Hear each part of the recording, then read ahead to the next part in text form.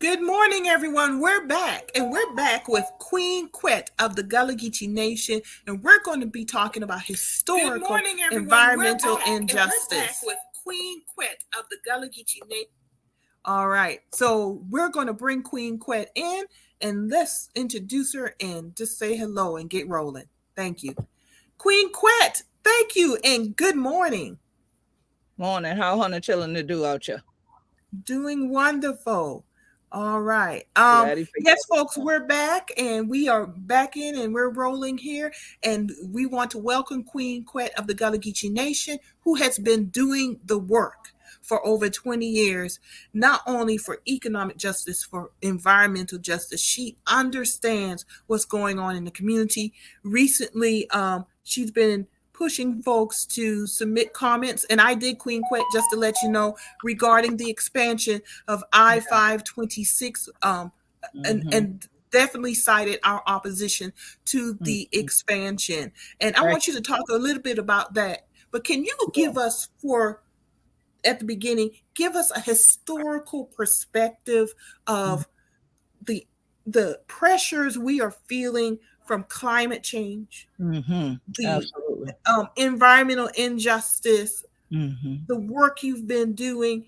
And folks, of course, is open for questions. So give us your questions and we'll make sure that we'll get as many as possible answered in the next 50 minutes. So thank you, everyone, for joining us. And Queen Quet, the floor is yours. Thank you. Thank you. Ah, beneath this storm so long. Ah, beneath this your storm so long. Crying, Lord, Lord, give we more time for prayer. I've been in this your storm so long. Down here, in the Gullah Geechee Nation, in Jacksonville, North Carolina, to Jacksonville, Florida. This your time of year. We got a Yeti plenty of wheat to crack with each soul. But this shit stone. Because this year at the time of we fifth season, the hurricane season, thing like that. A plenty of people that are coming. Or they ain't study about that tall.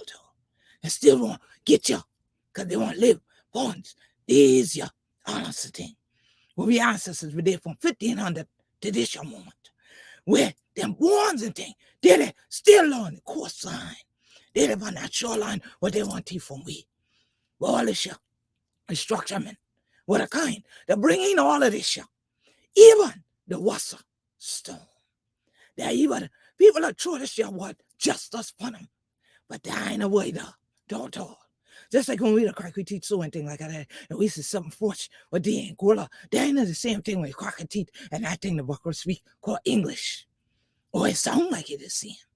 But it ain't the same tall. So plenty of time now when people are coming here, they ain't crack your teeth with all these kind of what you call techno speaking thing like that from the other rest of the alphabet soup here and the same thing. But then dying in the way we speak. And if one of them communicating thing like that, get this your thing. Or scripture even tell me for her understanding. I like for say overstanding. Because it be under too long. But I can crack my teeth out the rest of the week. Because even though this year the Gullah Geechee conference, I know say people are there from all around. That some people might not get this your thing if I crack them like this all day. So for that reason, I'm going to speak this way. Only so that you understand what I'm saying. Because it's so crucial. There is an urgency of the moment. And I had a dialogue this week with someone concerning adaptation. One of these terminologies now that exist in the world because people want to do what they say, build resilience. Now, I'm not a proponent that you can actually create resilience. I believe you live to become resilient. I believe that it's an embodiment of certain things. The unfortunate reality is that communities that are called EJ communities, environmental justice communities, often have to be resilient because we've had to adapt.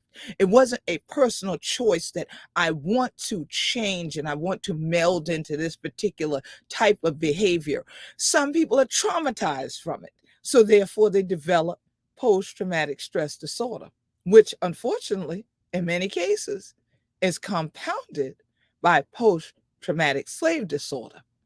And I bring up those two things at the same time because when we are talking about being resilient people, and we are at EJ conferences, environmental justice conferences, as I said in Gullah, it's interesting to me the word justice is used, but that word does not mean in the Western world what I would consider it to mean in my world as a Gullah Geechee.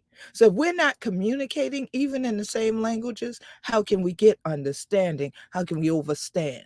And I prefer overstanding because we've been under too long. But that word under comes up as well now, because the same ones that host those types of conferences usually do it based on grant money that they get from declaring that they're dealing with underserved, underrepresented, underprivileged people. Well, my thing is, if you think somebody is below being served, start serving them, raise them up. If you say that they are underprivileged, well, then transfer wealth and transfer power and share it at least at a minimum. And then everybody will have certain privileges that really are the so-called American inalienable rights. But I go higher than that in everything. I like to be over these things. And so when we start talking, but we're going to use first another word that ties to why we talk about words like adaptation and resilience is because there's overbuilding. There's overbuilding, overfishing, trying to pave over the cultural traditions of people along the coastline. That if you talk about Jacksonville, North Carolina to Jacksonville, Florida, especially in the Sea Islands and what we call the low country and northeastern Florida, Hona children and Krakatipa, we and things like that, you are actually talking about Gullah Geechees who have both indigenous and African ancestry. So we are the indigenous people of this soil, of this coastline, all the way to the St. John's River, because many of our ancestors intermarried. So who they're looking for many times with these categorizations of who those underserved, underrepresented, underprivileged, and environmental justice communities are, look like me many times. They're Latinx people. They are indigenous people in various locales. But here on this coast, those people, the who we be Gullah Geechee anointed people. We are on the front shoreline of a lot of changes, some positive, but many having negative impacts on us, including what Sister Marilyn just asked me about climate change. The climate has changed not because, oh, God just switched it all. No, we are given free will. We are choosing to do things that are damaging Mother Earth, and Mother Earth is having a response. If you Gullah Geechee and your mama tell you for going on and do something, honey better do that thing like we said with the quickness, or you know what's going to happen, ain't it? Okay, then. I know I see some of y'all thinking now, some of y'all are flinch even. So imagine the earth is your mama. She done told you once, twice. She tired of talking now. So she's showing you what happens because of what we call Anthropocene things, meaning human behaviors. Some people, mama just ain't raised them right. And Mother Earth is suffering for it. So people who's, let's say, for instance, you driving in your car and you're eating something in a styrofoam plate, or you have a styrofoam or plastic cup, keep it in your car until you get to a trash receptacle.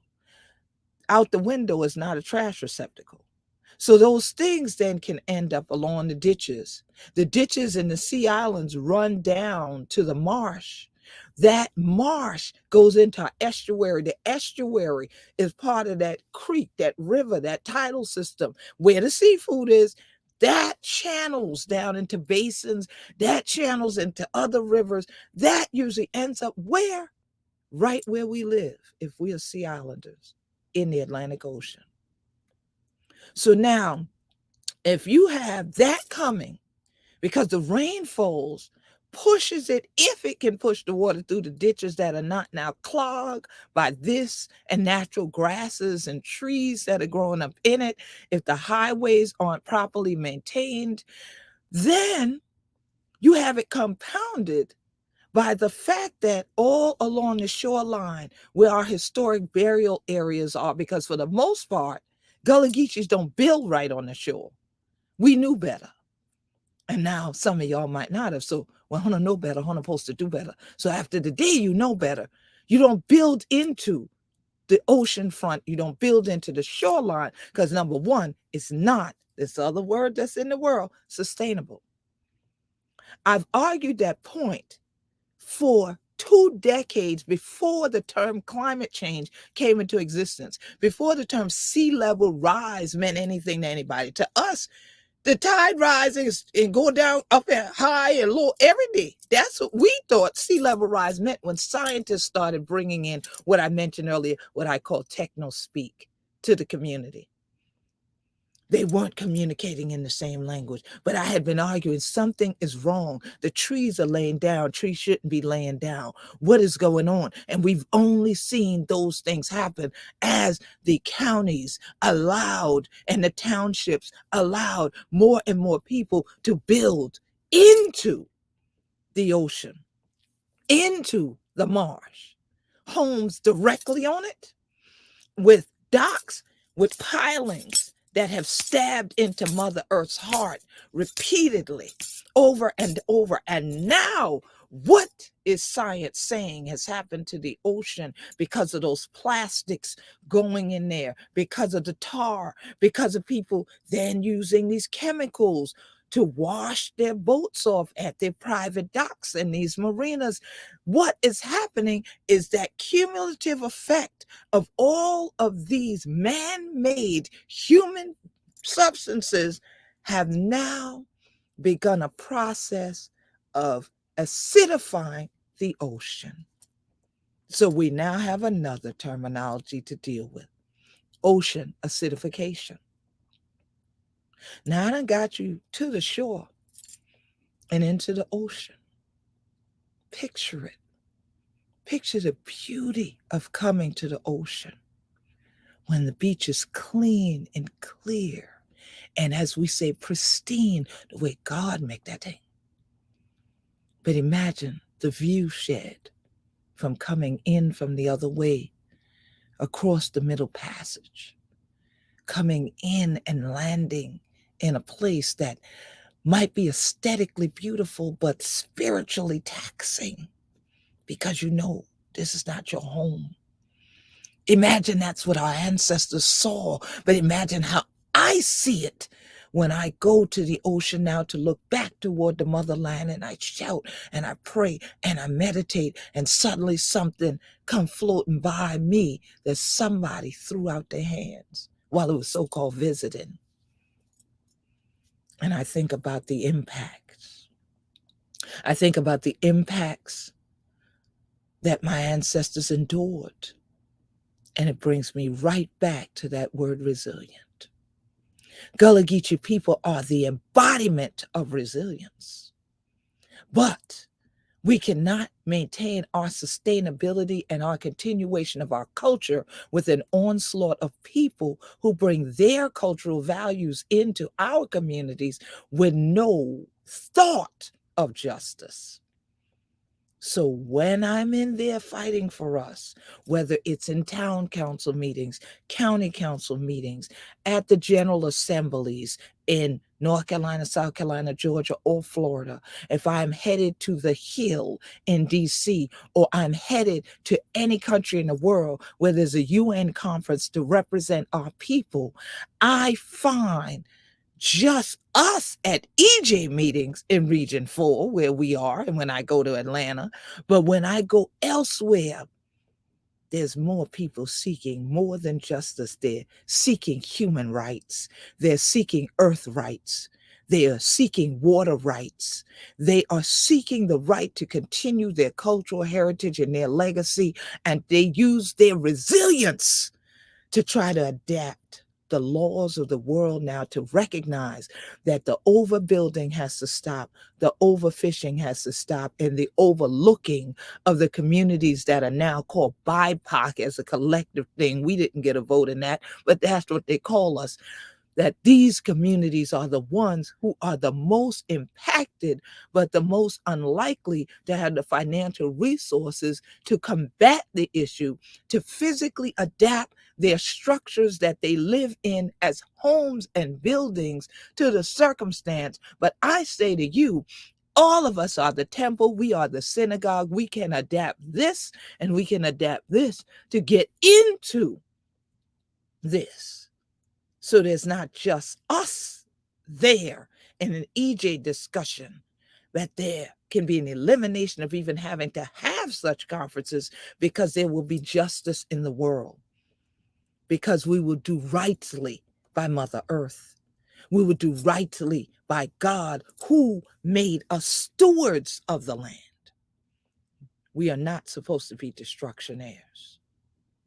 So when we start talking about environmental injustices, which is the accurate term to utilize when speaking English, that have been perpetuated upon the Gullah Geechee Nation, they date back eons, because the first of them was when people decided that they would spill blood here to try to keep us enslaved. Now that's a whole nother topic. It was an injustice to have our ancestors out there working and toiling in the red hot sun with no kind of remuneration and no type of break. Work you until you drop and you get buried in that same soil. But those ancestral memories, that DNA is collectively within we, that allows us to adapt and to be resilient in this moment, because we have within them, within us, them, and we have the same power they had. If we have the faith they had, and we had a mother with anything like that, for going on together, they knew what Ubuntu, with that unity, that there was more they could achieve than when they tried to do things separately. So here in the Gullah Geechee Nation, they worked on the task system, plantations, but we're going to adapt that, because we all have a task to do right now. And some call it combating climate change, which is a war term, just like saying frontline communities. And they sacrifice those who are put on the front line. So it's interesting. They want to sacrifice our communities by FEMA and others wanting to buy us out, instead of financing us to adapt our buildings, and for the counties to all adapt their comprehensive plans and their ordinances, and the towns to adapt their comprehensive plans and their ordinances to now fit with what at least the state of South Carolina is going to attempt to do into 30 by 30 planning, which means you conserve 30% of the land and 30% of the waterways. Why? Because if we do that, the world will start to readapt. The world will start to go back, and Mother Earth can heal faster. She'll be able to breathe. The trees will remain standing to help us breathe.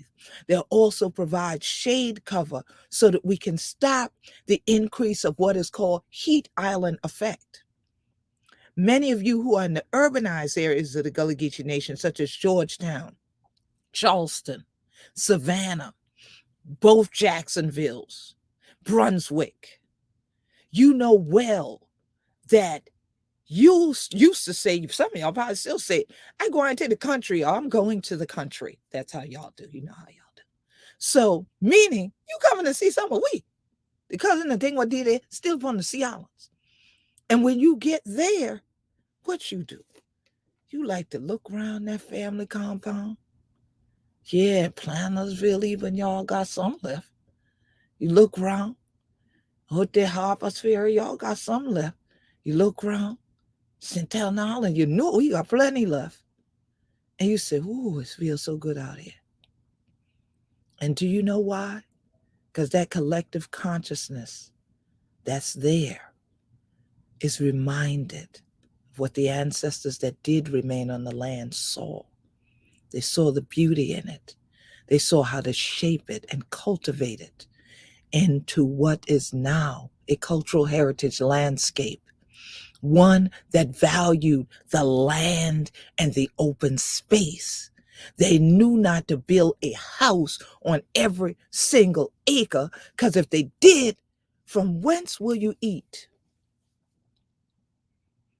Gullah Geechee's harvest from the land and from the sea. So now you see why I can't honor to the shore with me.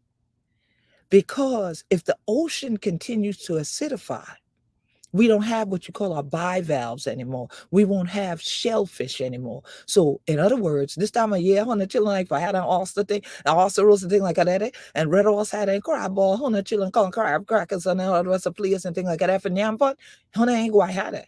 You will not have these seafood parties no more.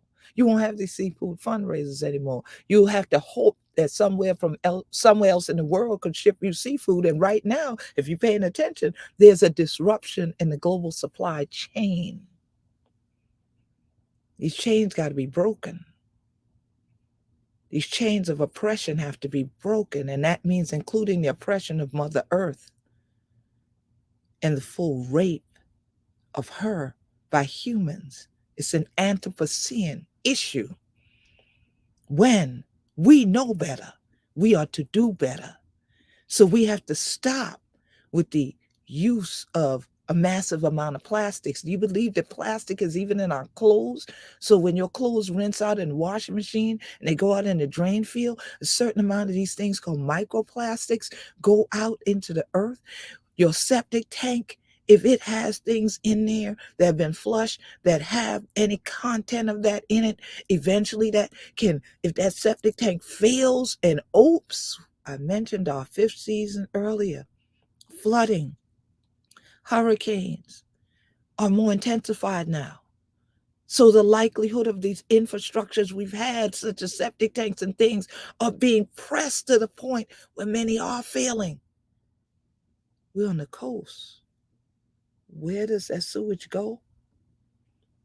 Into the water as well? The water of the well? What happens if we drink it? So what happens if it ends up in the ocean? The crabs, the oysters, the shrimps, they feed in the ocean. But the oysters themselves cleanse the ocean. Crabs are bottom feeders. That's what they're there to do as well. So are lobsters, clams, and oysters. They open their mouth. They're opening that. Imagine they have that poisonous sewage, hazardous waste, we would call it, in their mouths. And we eat them. We take them in. What happens to us now? Well, what happens when they don't exist? Because the ocean has acidified so, because of all this runoff into them from pavement, from roofing, and from the other sources I've mentioned.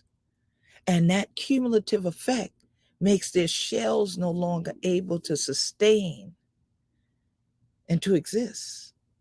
The spat can't find something to land on to become an oyster. The oysters can no longer cleanse fast enough, for we've harvested out all that was naturally there. And now what?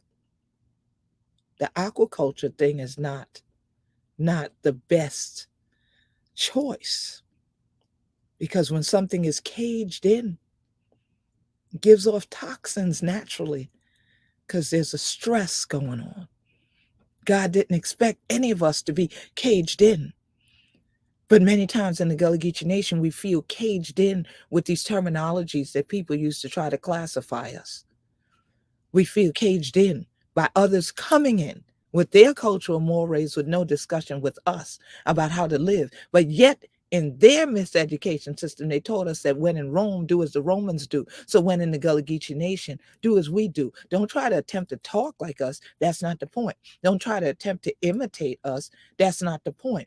But adapt to our cultural way of life and watch and live and learn how to be resilient in the face of it all, and how to break out of those boxes that people try to cage you in. Rip down the caging, break the chains that's on your mind and your soul and your spirit that says that we need yet another hotel because the only industry we need to accommodate is that of tourism. No, we need to value people and human life over money. And if we do, there's no way that we would not value the environment, especially y'all in the Gullah Geechee Nation, because Gullah Geechee culture is inextricably tied to the land and to the water to bring we and the water going to take we back. And so this work that I've done for decades is to sound the alarm that the economic empowerment has to happen for the cultural family compounds and communities that be Gullah Geechee, so that we sustain the wealth in the family for generations by maintaining land ownership. And we maintain land ownership using land use patterns that our ancestors did, away from shorelines, more inland, ensuring that we continue agricultural uses, ensuring that when you go to the water, you can use a landing. You don't have to use a dock. When you go out the way our ancestors did, you have less impact on that shoreline. And the less impact you have on that shoreline, the better it is for that shoreline to protect you and protect your health. These are the barrier islands, because on the sea islands, these sea islands technically protect mainland United States, mainland North America. So for selfish reasons, anybody living anywhere in America ought to want to sustain the Gullah Geechee communal practices of living on the sea islands. And people should encourage 30 by 30 planning and the adaptation to more of a Gullah Geechee centric means by which we protect the environment for future generations. But we have to be like the tree of the Gullah Geechee Nation flag, inextricably tied together like the Igbo, Mandinka, Balenke, Yoruba, Gola, Gizi, Mendi, Temni, Ifi, Ibibio, and all of them who represented Rachel in the Gullah Geechee Nation flag. And ain't but one flag of the Gullah Geechee Nation, because there is only one nation. From Jacksonville, North Carolina to Jacksonville, Florida, and 30 to 35 miles inland to the St. Johns River, encompassing all the sea islands, the low country, the coastal empire, the Golden Isles, and northeastern Florida.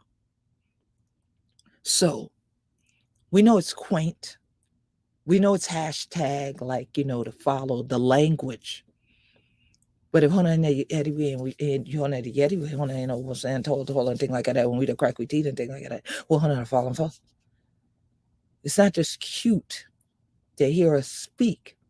You need to be able to communicate with us and understand what we're saying, or understand what we're saying. And we have said we can speak for ourselves. Most of us are bilingual, some are trilingual. Many speak the Gullah language and the dialect of our language, Geechee. The majority of the world will never hear Gullah. They will hear Geechee when they encounter one of us. Why? Because people tried to beat the language out of us. And in so doing, they beat into us Western behavior that says compete with one another. Western behavior that says money is more valuable than land, while people bring you $2 worth of money to take your $200,000 piece of land. I pause, so I give you a minute to think about that, because I'm going to ask you a question. Does that make any sense? But if it makes sense, it makes dollars. So now the whole thing is you have to think clearly that if somebody is telling you, and I've said this over and over again over the decades, because I've been at this over 40 something years. I've had the Gullah Geechee Sea Island Coalition for 25 years coming up in December.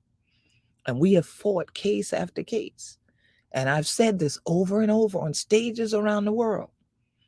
If somebody else come to you and tell you the land of milk and honey is out there, so you should leave where you are, and you a native Gullah Geechee on some property your ancestors' blood, sweat, and tears is in, that they left you as an heir, and you decide to take a little suitcase or a little briefcase of money and run off with it. Believe me, that person who just gave you that done changed them locks on that door, locked it up, and got their feet kicked up. And your old grandmama them house, big daddy mama them house that you said was old, so you didn't want it, but they call it, a rehab home. Guess what? They drinking the milk and they eating the honey, or they about to make a beautiful organic tea with honey, sweet as can be. And where are you? Alongside the road, sitting on that suitcase, because that money done run out, and you have no place on which to be. So now you cannot be in the fight to protect the coast, to be a part of something I'm a part of now, that I'm honored to be a part of now, the Southeast Salt Marsh, South Atlantic Salt Marsh Initiative, where we seek to protect 1 million acres of salt marsh. Part of that process is going to be helping states become more resilient, helping states to do 30 by 30 planning, which is all in alignment with the Gullah Geechee Nation's sustainability plan. We've had this plan for a decade. We have an ocean action plan. This has all been presented at the United Nations. And if you want to see more and learn more about those things, you can go to gullahgeechee.tv. GULLAHGEECHEE, ain't no I in Geechee, if it a we, gullahgeechee.tv. Subscribe for free, because there's still more work we're doing.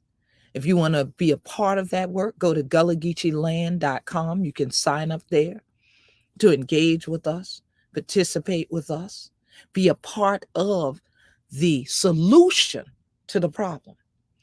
Because there are many that are still coming to try to offer their versions of solutions that do not align with the ones that we put in this anthology. And you can find this at gullahgeechee.biz.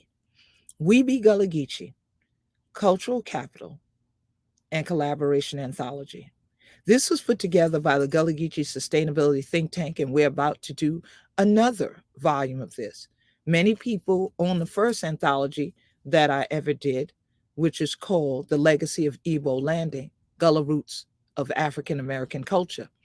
And that book should be your beginning book if you are not fully knowledgeable about the origins of Gullah Geechee culture and why our cosmology is African in the way we do family compounds, the way that we do burial areas and everything, and why we situate the homes and the agricultural land away from the shore, but how we bury at the shore.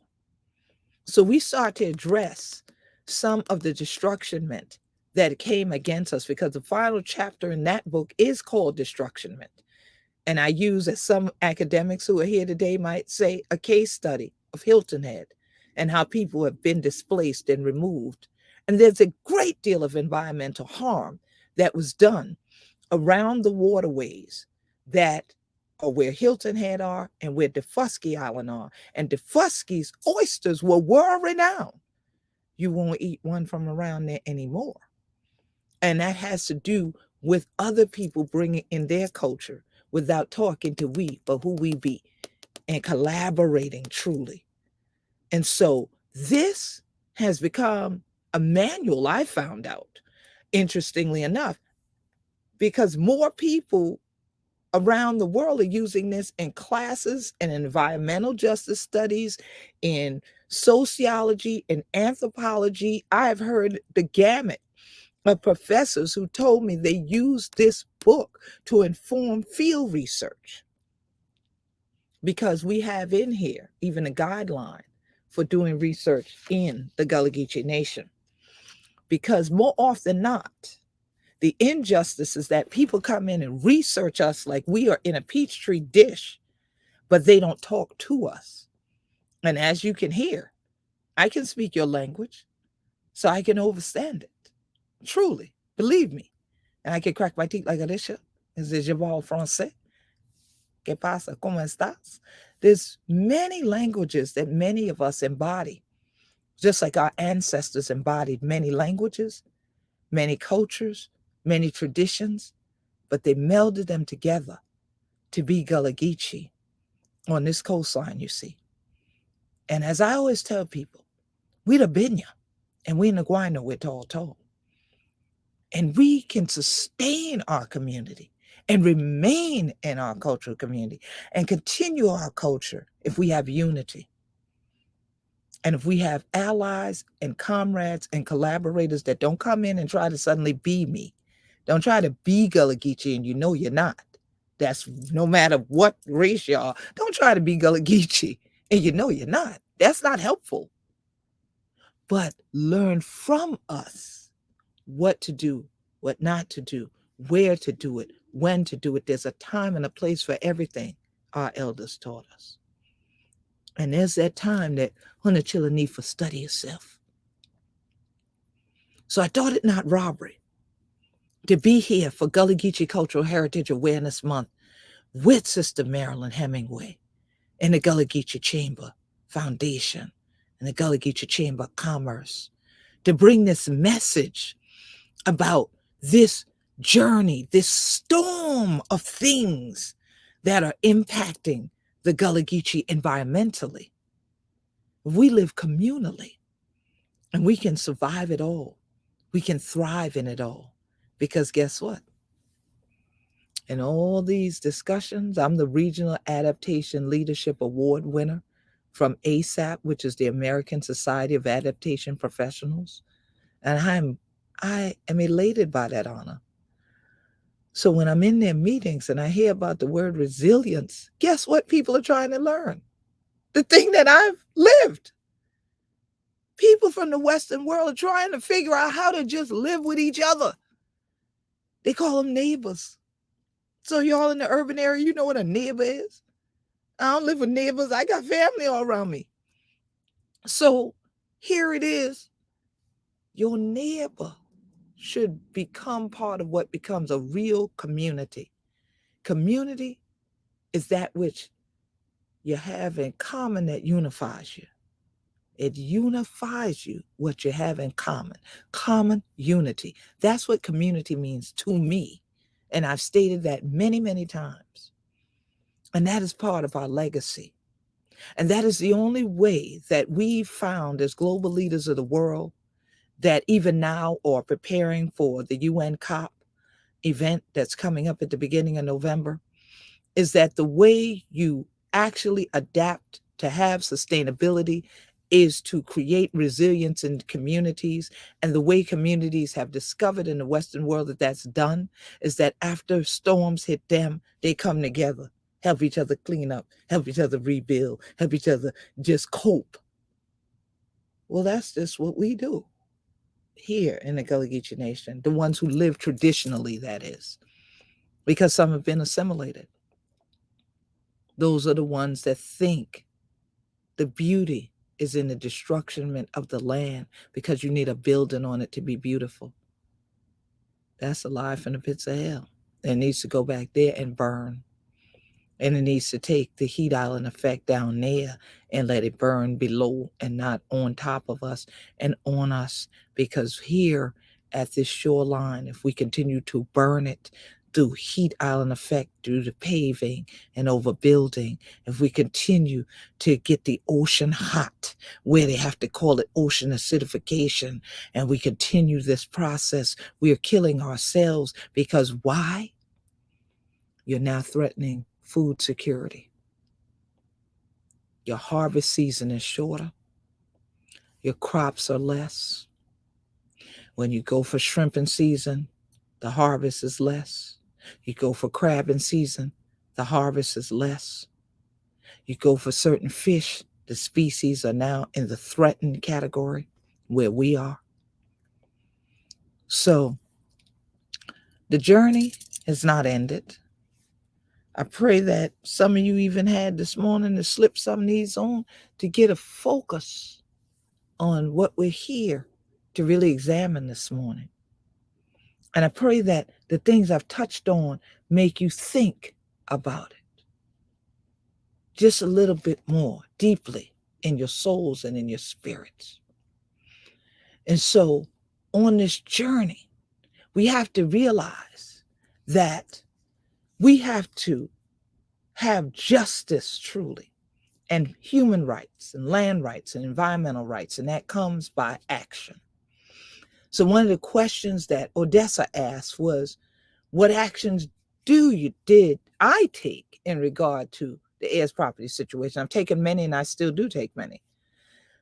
Most of my family, long since, before this became, quote, an issue and before the media got hold of it and act like that's the only thing we're dealing with, the real thing we're dealing with is selfishness. There's family members that don't want to communicate with each other. It's not a matter of an inability to get together. It's a matter of choice, whether you get together or not. And every lawyer that I work with that are as property attorneys, they say that's your first line of attack. Get along with your family. Every assessor that I work with, all right, makes it clear the reason that your taxes go up is because of new assessments. Why is your property assessed at a higher value? It is because somebody started selling. Once you start selling, whatever that price is now that it can be sold for tends to determine that that area now is at that value. And so therefore, when they go and they decide to put your assessment together at your counties and your townships, they base it on not what it used to be, they base it on what it could be sold for now. And so now it has become a new, we can call it the Carolina Gold Rush this time, that now everybody wants this Sea Island land. So what the first thing is that I encourage families to do is to get together at your family reunions, and instead of worrying about doing electric slide and whatever new line dance y'all be doing, spend that time actually having heirs property workshops. Because when you create the family tree, that's one of the critical components you're going to need to determine who the heirs to the property are.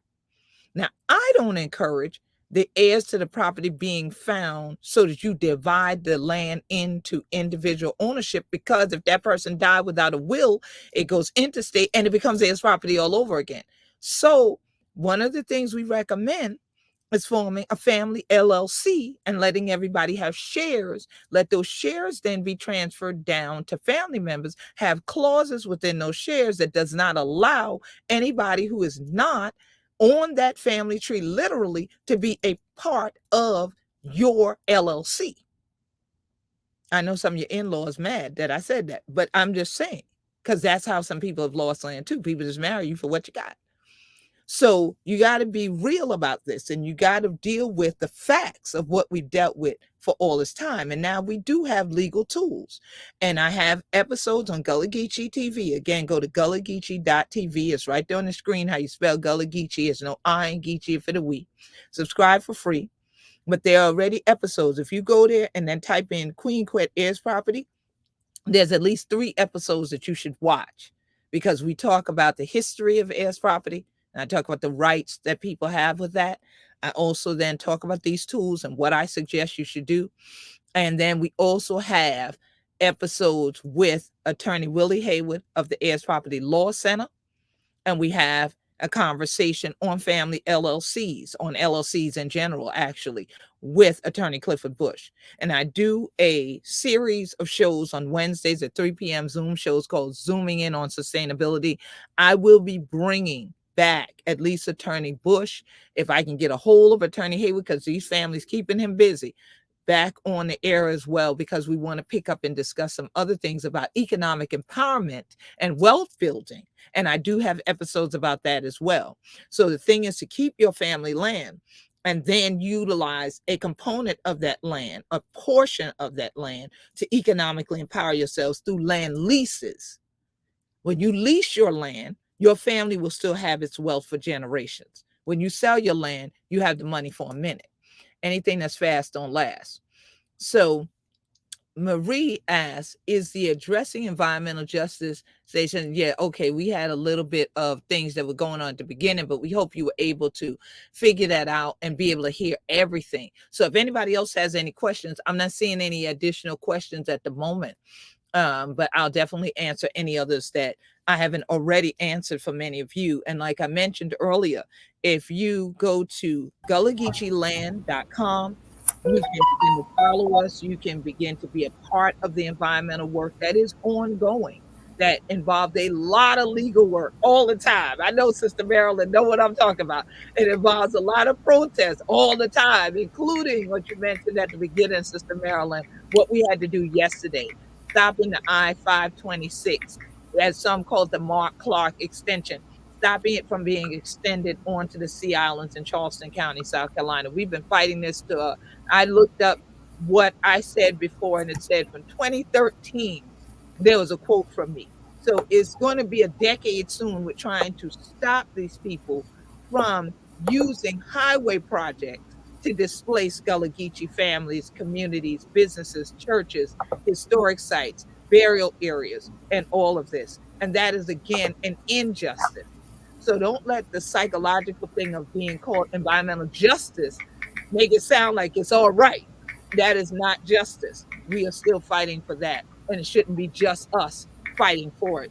And so that's why I'm always happy to collaborate with folks who want to stand strong, empower the community so that we can be here for many, many more generations to come. That's the energy that I hope this conference needed this morning. And I hope that we get you out here and following us and working with us. And we're Gullah Geechee Nation on Facebook. We're also Gullah Geechee Nation now on TikTok, because Churn said, come on there. And at Gullah Geechee on Twitter, at Gullah Geechee on Instagram. But you can find me at queenquet.com. And so, Sister Marilyn, I appreciate you. I appreciate the opportunity to share. Were there any other questions that you saw come in? Wait, hold on. We got some. We got. Thank you, Queen Comments. Quet. I see. Yes. Appreciate it.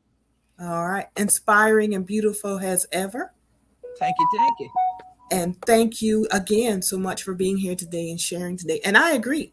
This is actually a wonderful way to end this session, Queen Quet, because of the knowledge and information that you shared with us, and going back and really giving context to our history and what we are facing environmentally. This is not new.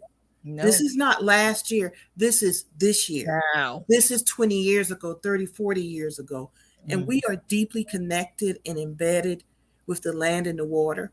That's why Yes. our ancestors were brought here, because of their knowledge. Yes. And we need to reconnect with that. You've been fighting this battle for a while now. Mhm. And we all need to connect those dots and Yeah. work together. So, Absolutely. What the song say? Work together, chillin', don't you get weary. Work together, chillin', don't you get weary. Work together, chillin', don't you get weary. Great camp meeting in the promised land. This year we great camp meeting this morning, right here in the Gullah Geechee Nation. So I'm so glad that we had them on the shoreline, even virtually. And I pray that, everybody be safe and be healthy, but keep up the fight until we truly get justice. very good. Thank you, Queen Quet. I appreciate it. We'll be seeing you later. Yes, And I ma'am. know you and I, we are working together to bring the Yes, Gullah Seafood Trail to our folks. And thank you for absolutely. coming on. We'll be seeing more of you as usual. Yes, peace and blessings, sister. Y'all enjoy the rest of the conference. I done going outdoors now, but enjoy this environment for true. All right. All right. Love Thank you. you. Peace. And everyone, wasn't that a wonderful episode? And we have coming up soon, our next session is Friends of Gaston Creek, and they're going to talk about the work that they're doing now regarding the Gaston Green community in Charleston, in the downtown area on the peninsula, and explain the issue that they are facing and what's coming forward with that. Got a couple of comments here. All right, we are all connected. Yes, we are. We are all connected. And Tangi, yes, inspirational. Queen Quet is always inspirational. She definitely knows what she's talking about and the community. So we honor her knowledge and everything. So we're ready for our next guest, and I think they're ready for us. But we'll be back in just a moment, folks. Thank you for bearing with us. All right, we'll be right back.